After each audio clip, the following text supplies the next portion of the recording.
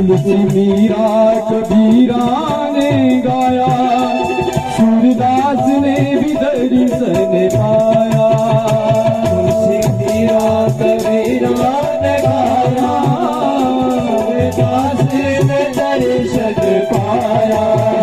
तुलसी मीरा कबीरा ने गाया, सूरदास ने भी दर्शन पाया। तुलसी मीरा कबीरा ने गाया, सूरदास ने दर्शन पाया। जिसके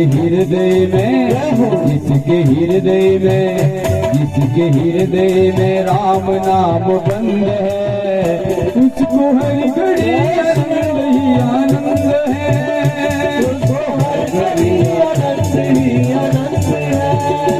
श्याम प्यारे का गोविंद प्यारे का जिससे संबंध है, गोविंद प्यारे का जिससे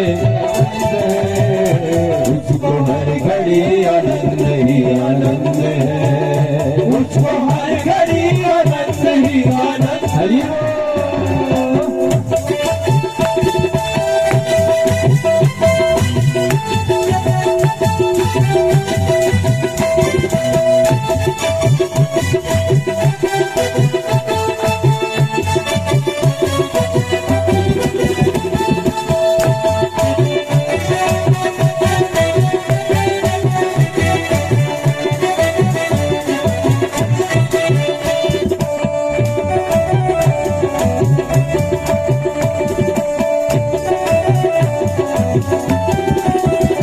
स्वर्ग जाने की इच्छा नहीं है, मुक्ति पाने की इच्छा नहीं है। स्वर्ग पाने की इच्छा नहीं है, मुक्ति पाने की इच्छा नहीं है। मुक्ति दो प्रकार की होती है। एक कौन सी मुक्ति? एक भागवती रूपी मुक्ति, एक भागवती रूपी मुक्ति। भागवती रूपी किसे कहते हैं? जब भगवान और भक्त आमने सामने हो जाता है, जब भगवान और भक्त आमने सामने हो जाता है तो उसको कोई चिंता नहीं होती है, उसे कहते हैं भागवती मुक्ति। उसको फिर ना तो स्वर्ग चाहिए ना तो मुक्ति चाहिए, इसलिए स्वर्ग जाने की इच्छा नहीं है, मुक्ति पाने की इच्छा नहीं है। जाने की इच्छा नहीं है, मुक्ति पाने की इच्छा नहीं है। स्वर्ग जाने की इच्छा नहीं है, मुक्ति पाने की इच्छा नहीं है। स्वर्ग जाने की इच्छा नहीं है, मुक्ति पाने की इच्छा नहीं है। स्वयं भारद्वाज को मिला परमानंद है, उसको हर घड़ी आनंद ही आनंद है। मिला परमानंद है, उसको हर घड़ी आनंद ही आनंद है। जिसको जीवन में मिला सत्संग है, जिसको जीवन में मिला सत्संग है, उसको हर घड़ी आनंद ही आनंद है। उसको हर घड़ी आनंद ही आनंद है। उसको हर घड़ी आनंद ही आनंद है। उसको हर घड़ी आनंद ही आनंद है।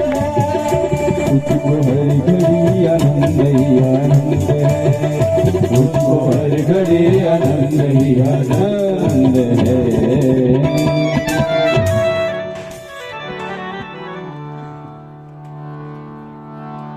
जिसको जीवन में मिला सत्संग है, उसको हर घड़ी आनंद ही आनंद है। सूत जी महाराज कहते हैं कि शौनकादि ऋषियों, राजा परीक्षित को श्राप लग गया तो राजा परीक्षित ने इस श्राप को वरदान के रूप में हासिल कर लिया।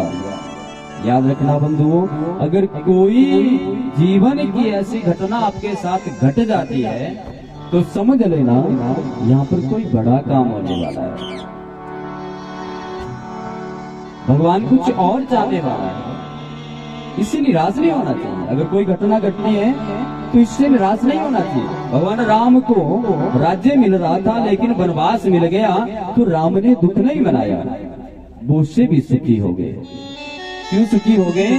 कह रहे मेरे पिता ने मुझे बड़ा सुंदर राज्य दिया है, मेरे भाई भरत को तो अयोध्या का राजा बनाया है, क्योंकि अयोध्या तो छोटी है, लेकिन मेरे पिता ने मुझे बहुत बड़ा राजा बनाया है, क्योंकि जंगल इतना बड़ा है, मुझे जंगल का राजा बनाया, वन का राजा बनाया हुआ है। कितना खुश है राम। राम का जीवन एक सपना है महाराज, और सपने झूठे हैं, लेकिन राम सबका सपना है। राम सबका सपना है महाराज।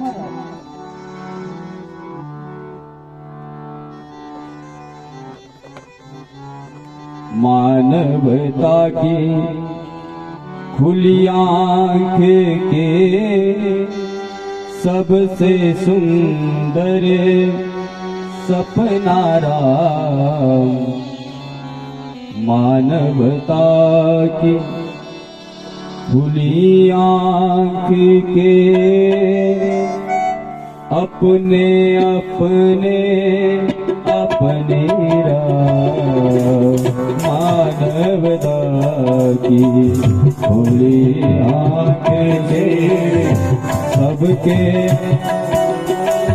अपने राम।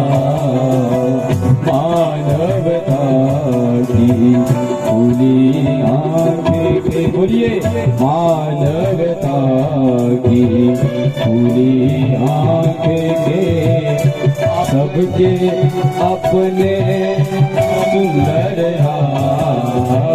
मानवता की खुली आंख के सबसे सुंदर सपने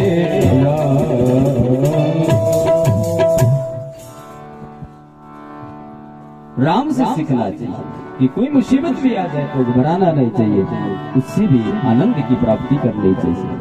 राम को वनवास ना मिला होता तो राम को वन मिला, वनवास मिला तो राम वन के आ गए। 14 वर्षों के बाद जो कोई राजा ना हुआ रघुकुल में, इक्ष्वाकु के कुल में कोई राजा ऐसा नहीं हुआ जो राम के जैसा मर्यादित हो। तो महाराज अगर राम वन को ना गए होते, ये मुसीबतें सहन ना की होती, तो राम भगवान कोई नहीं कहलाता महाराज। इसलिए मुसीबतें हमें सिखाती है। राजा परीक्षित को श्राप लगा तो वो घबराए नहीं, उन्होंने क्या किया? वो गुरु की शरण में चले गए, वो संतों की शरण में चले गए। जब जब इस समाज में, जब जब इस देश में कोई मुसीबत आई तो महाराज हम सभी उन संतों के पास जाकर के उन समस्याओं का समाधान करते हैं। राजा परीक्षित संतों के पास चले गए और संतों के पास हरिद्वार के निकट आनंद गंगा का घाट है महाराज। उस आनंद गंगा के घाट पर बैठ करके संतों का आगमन होता है और इन्हीं के बीच में सुखदेव महाराज, वेद ऋषि व्यास के पुत्र सुखदेव महाराज आते हैं और उनको प्रणाम किया और आज राजा परीक्षित ने उनसे प्रश्न किया। अतः पृच्छामि संसिद्धिं योगिनां परं गुरुं पुरसहेय यत् कार्यं म्रियमाणस्य सर्वदा। हे महाराज, आप योगियों के योगी हो, परम गुरु हो, इसलिए मैं आपसे परम सिद्धि के स्वरूप में और साधन के संबंध में एक प्रश्न पूछ रहा हूं कि महाराज, यत कार्यम म्रियमाण यस्य सर्वथा, कि जिस मनुष्य की मृत्यु नजदीक आ जाए उसे क्या करना चाहिए। कितना बढ़िया प्रश्न किया महाराज, कि जिसकी